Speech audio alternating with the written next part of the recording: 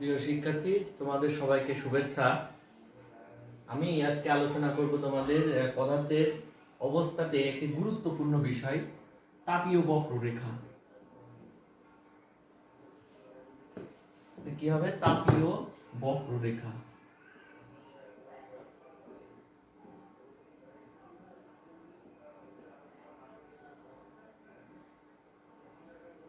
এই তাপীয় বক্ররেখা বলতে আসলে কি বোঝানো হয়? অর্থাৎ তাপ প্রদান করলে কোনো পদার্থে, যে আমরা নর্মালি ভাবে জানি পদার্থের তিনটি ভৌত অবস্থা, একটা হচ্ছে কঠিন, তরল এবং গ্যাসীয় বা বাষ্পীয় অবস্থা। এখন তাপ প্রদান করলে দেখা যাবে যে প্রথমত তাপ শোষণ করে কঠিন থেকে, পদার্থটি যদি কঠিন হয়, কঠিন থেকে তোমার হচ্ছে তরলে রূপান্তরিত হবে। তারপরে তরল থেকে সেক্ষেত্রে সেটি কি হবে? স্ফুটনাঙ্কে, প্রথমে তো গলনাঙ্ক পাবো, তারপরে পাবো হচ্ছে স্ফুটনাঙ্ক, এবং সর্বশেষ স্ফুটনাঙ্কের এক পর্যায়ে সেটি কি ফুটতে শুরু করবে এবং আস্তে আস্তে বাষ্পে পরিণত হতে শুরু করবে। তার মানে দেখা যাচ্ছে যে ভিন্ন ভিন্ন অবস্থা, একটা অর্থাৎ গলনাঙ্ক এবং স্ফুটনাঙ্কের জন্য ভিন্ন ভিন্ন তাপ পাচ্ছি, একদম এক নাগাড়ে একটি তাপ পাচ্ছি না। এই জন্য যেহেতু রেখাটা আমার বিভিন্ন রকমের বাঁকা হয়ে যাচ্ছে, এই জন্য এটাকে বলা হয় তাপীয় বক্ররেখা। তো তোমাদের বইয়ে একটি গুরুত্বপূর্ণ বিষয় রয়েছে, সেটি হচ্ছে বরফে তাপ প্রদানের লেখচিত্র, বা আমি বলি যে বরফকে আমি যদি জলীয় বাষ্পে রূপান্তরিত করতে চাই, তাহলে সেক্ষেত্রে যে তাপের পরিবর্তনগুলো হয়, সেই তাপের পরিবর্তনগুলি যদি একটি গ্রাফ পেপারে যদি আমি বসাই সেই মানগুলি, তাহলে তার চিত্রটা কেমন হবে সেইটাই এখানে মূল বিষয়। তার মানে বরফ থেকে জলীয় বাষ্পে পরিণত করতে যে তাপের যে রেখাগুলো পাওয়া যায়, সেই রেখাগুলোর অবস্থা। তাহলে আমরা আমরা এখানে ধরে নিই প্রথমে যে বরফের তাপমাত্রা -40°C। তাহলে আমরা এক্ষেত্রে একটি গ্রাফ দিই। প্রথমত আমরা জানি গ্রাফের এক্স অক্ষ এবং ওয়াই অক্ষ। এক্স অক্ষ বরাবর আমরা কি দিব? সময়, টাইম। ওয়াই অক্ষ বরাবর আমরা কি দিব? তাপমাত্রা। এই ওয়াই অক্ষ বরাবর দিব আমরা কি? সেন্টিগ্রেড তাপমাত্রা। ওয়াই অক্ষ বরাবর সেন্টিগ্রেড। তাহলে আমাদের একদম প্রাথমিক অবস্থাটা -40°C, তারপরে ধরো -20, এটা 0, 20, আমরা 20 পার্থক্য নিচ্ছি, মানে এক একটা থেকে 60, 80, 100। আমরা যদি আরেকটু বাড়াই দিলাম, আর একটা হলো 120, 140, এই পর্যন্ত আমরা নিলাম। তাহলে আমাদের এখানে প্রথমে আমরা নিয়ে আছে বরফ। বরফের তাপমাত্রা কত ধরে আমরা ধরি? হচ্ছে এই ক্ষেত্রে বরফের তাপমাত্রা হয়ে আছে -40°C। এটা হলো আমাদের প্রথম বিষয়। এরপরে সেকেন্ড অপশনে আমরা কি করব? বরফে তাপ প্রদান করব। আমরা জানি যে বরফের গলনাঙ্ক আছে 0°C। তাহলে বরফের গলনাঙ্ক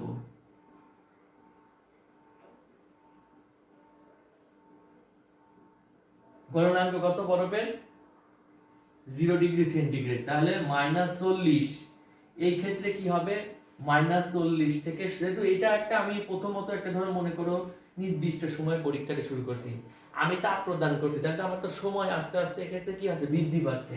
তার মানে রেখাটি -40 থেকে আমি 0 একটু বাঁকা করে দিলাম, মনে করো যে আমার এতটুকু সময় লাগছে। এখানে আমি এক্ষেত্রে মানগুলো দিই নাই যে সময় কত সেকেন্ড, জাস্ট ধরে নিলাম যে সময় দিকে বৃদ্ধি পাচ্ছে এবং তাপমাত্রা উপরের দিকে বৃদ্ধি পাচ্ছে। ওকে, এরপরে আমার কি হবে? বরফটা আস্তে আস্তে গলে যাবে। আচ্ছা, গলে যাওয়ার পরে তাহলে আমার এই ক্ষেত্রে আমরা এই যে এক্ষেত্রে যদি আমি এ বিন্দু দিই, বি বিন্দু দিলাম, সি বিন্দু, তাহলে বিসি রেখাটা কি হবে?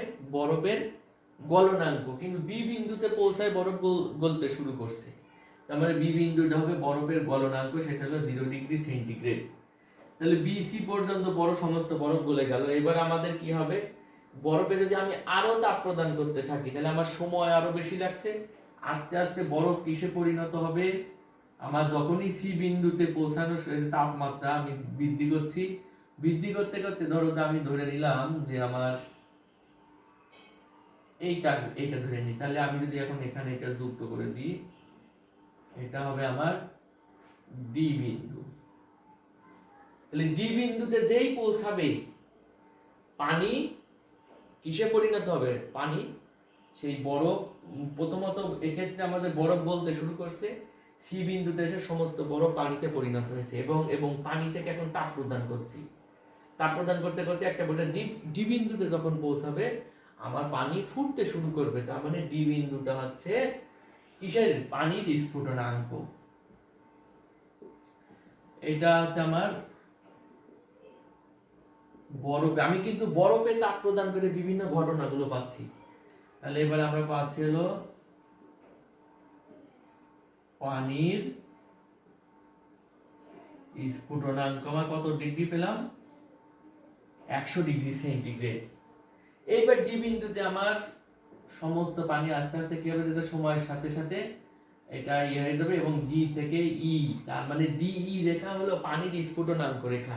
ডি বিন্দুতে পৌঁছায় পানি ফুটতে শুরু করছে, তার মানে এটা পানির স্ফুটনাঙ্ক 100। আর ডিই স্ফুটনাঙ্ক রেখা মানে পানিটা ফুটতে, মানে একদম টোটাল পানি যে ফুটতে এটা যতটুকু সময় আমার ব্যয় হয় আর কি। তাহলে ডিই রেখাটা পেলাম। এরপরে আমি আরো তাপ বৃদ্ধি করি, তখন আমার কি হবে? তখন আমার কি হবে? এই ই বিন্দু থেকে আরো তাপ বৃদ্ধি করতে একটা পর্যায়ে আবার দেখা যাবে যে পানি জলীয় বাষ্পে পরিণত হবে। তার মানে মনে করো যে এই যে রেখাটুকু আমি যে এখন পাবো, এটা হবে আছে আমার ই, ধরো এফ দিয়ে দিলাম, তাহলে ই এফ রেখাটা হবে আছে আমার জলীয় বাষ্প রেখা। তাহলে আমি এইটুক দিয়ে দিই, এইটা হলো প্রথমে এক বরফের সরি, এটা হবে আছে আমার এ থেকে বি তে গিয়েছে, বি বিন্দুতে যখন পৌঁছালো তখন সেটাকে আমরা বলবো হচ্ছে বি বিন্দুতে বরফের গলনাঙ্ক 2। তাহলে বিই বিসি হচ্ছে গলনাঙ্ক রেখা, ডিটা কি হবে হচ্ছে আমার পানির 3 হলো ডি বিন্দুতে পানির স্ফুটনাঙ্ক, আর ডিই হলো পানির স্ফুটনাঙ্ক রেখা। আর এই ক্ষেত্রে ইএফ অর্থাৎ জলীয় বাষ্প, এই ইএফটা যে রেখাটা সেটা হবে হচ্ছে আমার 4 জলীয় বাষ্প। এখন তোমাকে যদি বলা হয়, মনে করো যে এইরকম আমি একটা গ্রাফ দিলাম, গ্রাফ দিয়ে এক্ষেত্রে জাস্ট বলে দেওয়া হলো এটি হচ্ছে বরফকে জলীয় বাষ্পে রূপান্তরের জন্য তাপীয় বক্ররেখা। এখান থেকে তোমাকে বের করতে হবে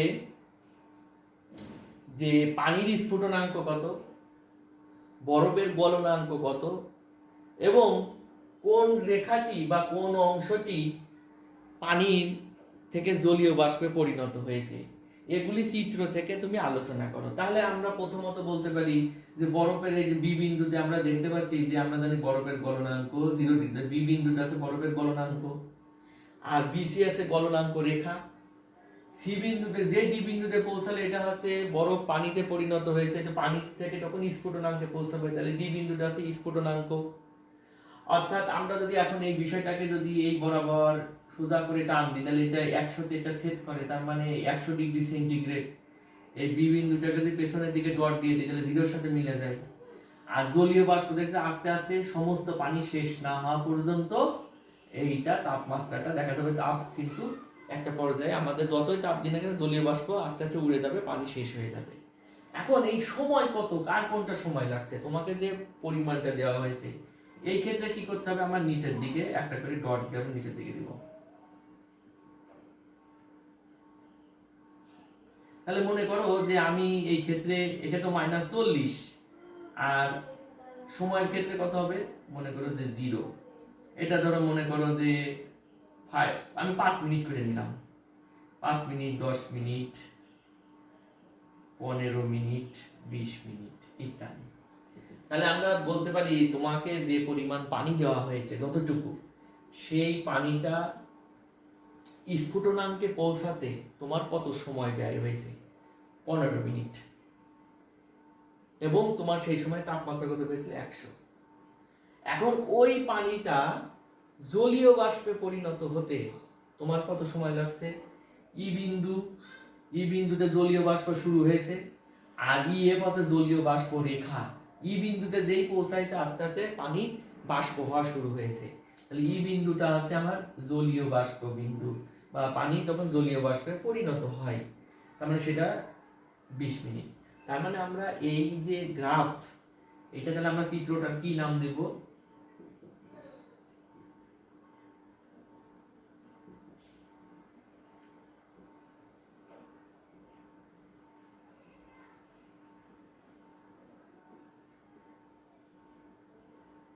বরফে তাপ প্রদানের লেখচিত্র, অথবা বরফের তাপীয় বক্ররেখা। আশা করি তোমরা বুঝতে পেরেছো। এটা মানে আসলে এমন জটিলতা নাই কিন্তু এর ভিতরে। জাস্ট খালি বুঝতে হবে, আমার আগের থেকে জানা থাকতে হবে যে বরফের ক্ষেত্রে এটা গলনাঙ্ক, অথবা এখন মনে করো তুমি জানো না, তোমাকে এখনো সাদা অংশ দেওয়া হলো, মানে তুমি জানো না যে এটা বরফ, যদিও বা আমরা জানি যে ঠান্ডা হাতে লাগলে, কিন্তু ধরো মনে করো যে বরফ বাদে ওই ধরনেরই একটি সাদা অংশ, কঠিন অংশ দেওয়া হলো। কঠিন অংশ দিয়ে তাহলে তোমার ওইটার প্রাথমিক যে তাপমাত্রা, ওই কঠিন অবস্থা, সেই তাপমাত্রাটা আগে পরিমাপ করে নিলে, ওর সাথে একটা থার্মোমিটার লাগাই দিই, তাহলে আমরা তো যদি খুব শীতলের পরিবেশের একটা তাপমাত্রা পাবো। এরপরে আমরা তাপ দিতে থাকবো। ওই যে আগে যেমন দেখলাম যে কঠিন পদার্থের, আমরা আরেকটি ভিডিওতে দেখছি যে কঠিন পদার্থের কিভাবে গলনাঙ্ক নির্ধারণ করতে হয়। তাহলে ওইটার গলনাঙ্ক ধরো আমি পেলাম। তারপরে আস্তে আস্তে একটা পর্যায়ে একটা সময়ের ক্ষেত্রে আমাদের জানে রাখতে হবে যে আমি যে পরীক্ষাটা সম্পূর্ণ করছি, আমার কত থেকে কত মিনিট থেকে শুরু করছে এবং কোথায় যে শেষ হবে। এবার আমি তখন ওইটাকে আমি তাপ প্রদান করা শুরু করবে, একটা পর্যায়ে ওটা ফুটতে শুরু করবে, তখন সেই কত সময় এবং কত ডিগ্রি সেন্টিগ্রেড সেটা লিখে রাখবো। একটা পর্যায়ে আরো বেশি তাপ দিব, দেখবো যে আস্তে আস্তে সেই তরলটি আস্তে আস্তে তার সেই পদার্থের বাষ্পে পরিণত হতে শুরু করছে। তাহলে সেইটাও আমার, সেই তাপমাত্রাটা আমার ধরো মনে করো জেনে রাখতে হবে, এবং সময়টা জেনে রাখতে হবে। এবার সবগুলো বিন্দু যদি আমি বসাই, তাহলে আমি দেখতে পাবো আমার এই তোমার টোটাল যে ফিগারটা আসবে, এইরকম একটা বক্ররেখা পাবো, তাপীয় বক্ররেখা। এই জন্য তাপীয় রেখা পাবো। আর যেহেতু এটা আঁকা বাঁকা, এই জন্য এটাকে বলা আছে বক্ররেখা। এখন এই বিষয়টাই বরফে তাপ প্রদান, তাহলে বরফ থেকে আমরা কি পাচ্ছি? জলীয় বাষ্প। বরফ থেকে জলীয় বাষ্প। এখন যদি আমি বিষয়টাকে উল্টা করি, জলীয় বাষ্প থেকে বরফ, তাহলে ঘটনাটা কেমন ঘটে সেইটা এবার আমরা একটুখানি দেখব। আমি এইখানে লিখে দিই, তাহলে জলীয় বাষ্প থেকে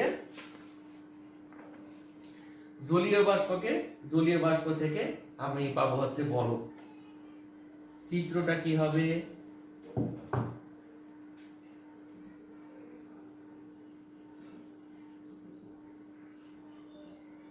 জলীয় বাষ্প থেকে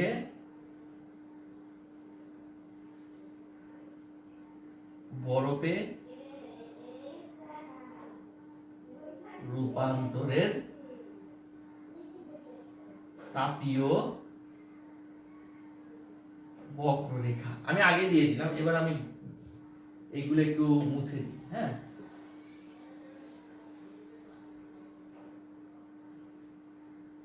আচ্ছা, আমি এইটাও একটু মুছে দিই।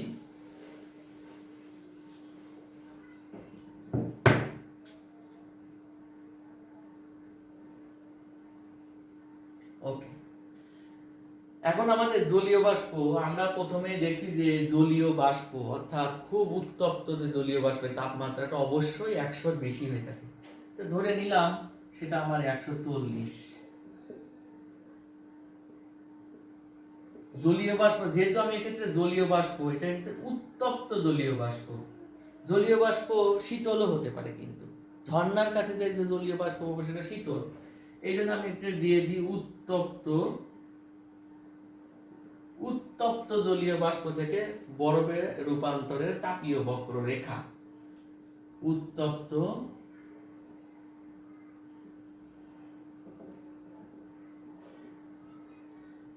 উত্তপ্ত জলীয় বাষ্পের তাপমাত্রা কত, ধরে নিই আমরা এক্ষেত্রে 140 ডিগ্রি। এরপরে তাহলে আমরা এক্ষেত্রে দিলাম উত্তপ্ত জলীয় বাষ্প।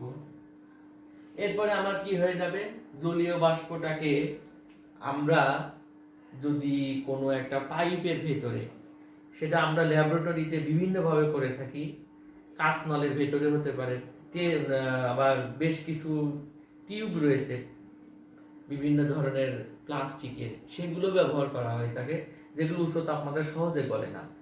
আবার কপার টিউবও ব্যবহার করা হয়ে থাকে। তো যাই হোক, সেই জলীয় বাষ্পকে যদি আমি একটি শীতলীকারক টিউবের ভেতর দিয়ে চালনা করি, তাহলে আমরা খেয়াল করব ওই জলীয় বাষ্প যেই 100 ডিগ্রি সেন্টিগ্রেড তাপমাত্রায় নেমে আসবে, সেটি আস্তে আস্তে তরলে পরিণত হওয়া শুরু করবে। তাহলে আমি ধরে একটা নির্দিষ্ট সময় লাগবে সেই অবস্থায় আসতে। ধরে নিই আমি সেই 100 ডিগ্রি সেন্টিগ্রেডে আসলো, সেটা আমি দুইটা এখানে একটা বিন্দু পেলাম। এবার ওই 100 ডিগ্রি, আমার তো পানির পরিমাণ বেশ, তো সব হুট করে তার সমস্ত জলীয় বাষ্পই আমার তোমার তরলে পরিণত হবে না, একটা সময় লাগবে। তো সেখান থেকে মনে করো যে আমি ধরে নিলাম যে এই পর্যন্ত আর একটা বিন্দু পেলাম, মানে আমার টোটাল পানিটা জলীয় বাষ্প থেকে পানিতে পরিণত হতে আমি 100-তে এসে এবং আস্তে আস্তে সেই তাপ দিয়ে আস্তে আস্তে শীতল হচ্ছে।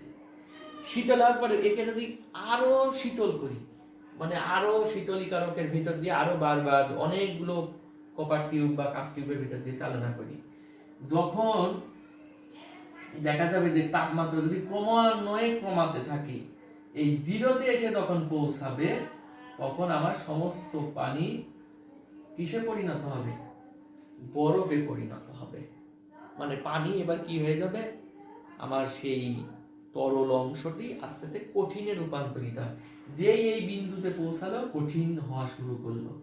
সেটার জন্য ধরো মনে করো যে একটু বেশ সময় লাগলো সম্পূর্ণটা। ফাইনালি সেটাকে যদি আরো তাপমাত্রা কমায় দেওয়া হয়, ফাইনালি আমরা যেহেতু বরফের গলনাঙ্ক এটা এইখানে এই বিন্দুতে এসে, তাহলে আমরা যদি এখন এগুলো যোগ করে দিই,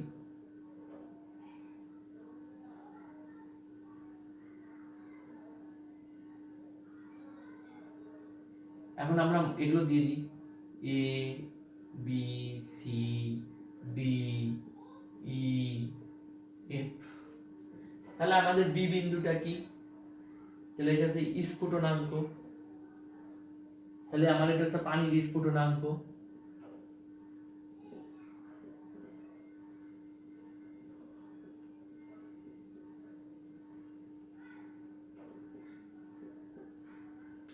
এটা হচ্ছে আমার বি বিন্দু অর্থাৎ 2। তাহলে বিসি আছে স্ফুটনাঙ্ক রেখা, ডি বিন্দুতে আছে কি হবে,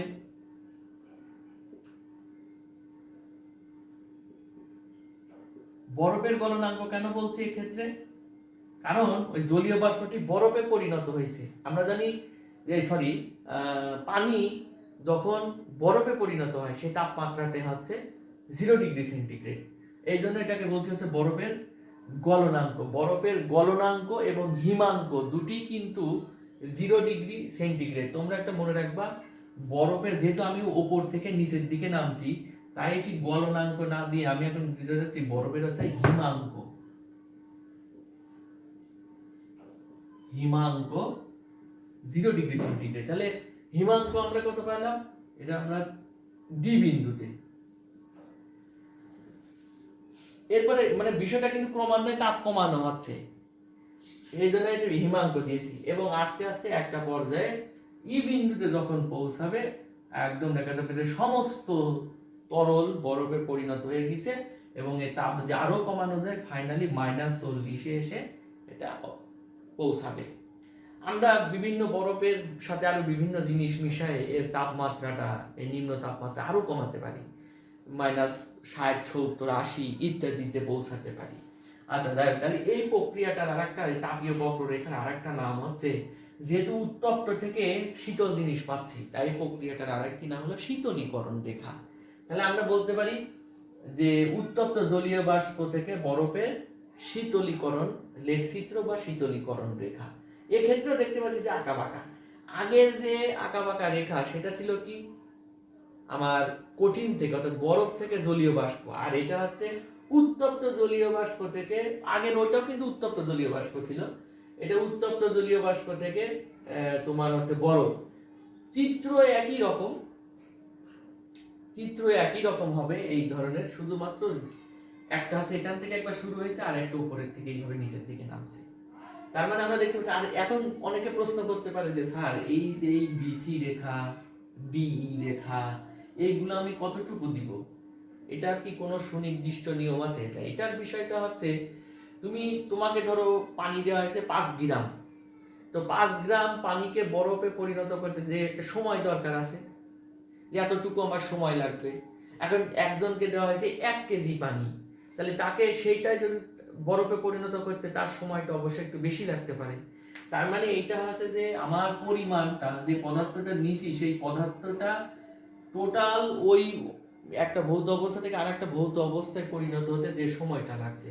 এখন আমরা যদি এক্ষেত্রে জলীয় বাষ্প আর এটা, তাহলে আমার ওই যে এক্ষেত্রে যদি এক্ষেত্রে বরাবর নামাই দিই, তাহলে মনে করো যে এক্ষেত্রে এটা ধরো মনে করো 5, এটা কত শুরু হয়েছে 0.5, এটা হলো আমার 5, এবার ধরো একটুখানি মুছে দিই 5, 15, তারপরে কত 10, 15 এর পরে আমি ধরো মনে করো যে এটা দিলাম 25, এটা দিলাম হলো 35, ঠিক আছে, 10 করে ধরো ডিফারেন্স। এটা এটা আমি ধরো কি যে শুরুতে হলো 5 ইত্যাদি। আচ্ছা, এখন এখানে একটা বিষয় হচ্ছে এই যে আমার পদার্থের যে বিসি রেখা, তার মানে আমার সময় লাগছে হলো কত 10 মিনিট। অর্থাৎ তোমাকে যে পরিমাণে জলীয় বাষ্প দেওয়া হয়েছিল সেই জলীয় বাষ্পটা সম্পূর্ণরূপে তার এই যে জলীয় বাষ্প থেকে তরলে, সম্পূর্ণরূপে তরলে পরিণত হইতে সময় লাগছে 10 মিনিট। অর্থাৎ বিসি রেখাটা নির্ধারণ করে তোমার কতটুকু সময় লাগলো একটা ভৌত অবস্থা থেকে আর একটা ভৌত অবস্থায় সম্পূর্ণরূপে পরিণত হতে ইত্যাদি। এটা রেখা ছোট হতে পারে, বড় হতে পারে, এটা কোনো ফ্যাক্ট না। এটা হচ্ছে আমাদের গুরুত্বপূর্ণ আলোচনা। এবার আমি একটা আলোচনা করবো আছে পাতন এবং ঊর্ধ্বপাতন, এই দুটি বিষয়টা নিয়ে। পাতন এবং ঊর্ধ্বপাতন, পাতন জিনিসটাকে আমরা একটুখানি দেখব। পাতন এবং ঊর্ধ্বপাতন। ঊর্ধ্বপাতন শব্দটা দিয়েই বোঝানো হয়েছে যে উপরের দিকে উড়ে যায়, আর পাতন বিষয়টাকে এটাও উপরের দিকে ওঠানো, কিন্তু এখানে একটা মূল বিষয়বস্তু হচ্ছে যে বাষ্পীয় উপাদানকে শীতলীকরণ করে বা ঘনীভূত করে যদি তরল বা কঠিনে রূপান্তরিত করা হয় তখন সেইটাকে বলা হয় হচ্ছে আমার পাতন। আচ্ছা, তার মানে আমরা জানি যে কোনো তরলকে প্রথমত হচ্ছে বাষ্পে পরিণত হলো, কোনো তরল কি হবে, কোনো তরল পদার্থকে প্রথমে বাষ্পে পরিণত করলাম, আবার বাষ্পকে শীতল করে আবার তরলে রূপান্তরিত করলাম, তাহলে প্রথমে তরল থেকে বাষ্প, আবার বাষ্প থেকে আবার তরল, এই প্রক্রিয়াটাকে বলা হয় পাতন প্রক্রিয়া। যেমন আমরা অনেক সময় একটা জিনিস বলি যে পানি ফোটাই, পানি ফোটানোর সময় কি হয়, পানি ফুটতে থাকে, ক্ষেত্রে সাথে সাথে পানি বাষ্প করে। এখন ওই বাষ্পটাকে যদি আমি একটা টিউবের ভিতর দিয়ে নিয়ে ধরে মনে করো যে ওর সাথে একটা কনডেন্সার লাগাই দিলাম বা ওর সাথে শীতলীকরক কোনো কিছু, তাহলে ওই বাষ্পটা কি হয়ে যাবে, আবার পানিতে রূপান্তরিত হয়। তাহলে এই প্রক্রিয়াটাকে বলা হবে আছে পাতন। আর ঊর্ধ্বপাতন জিনিসটা কি, ঊর্ধ্বপাতন হচ্ছে এমন কিছু রাসায়নিক পদার্থ রয়েছে, ঠিক আছে, যেগুলো কোনো একটি ভৌত অবস্থাকে ব্রেক করে আরেকটি ভৌত অবস্থায় চলে যায়। আমরা জানি যে কঠিন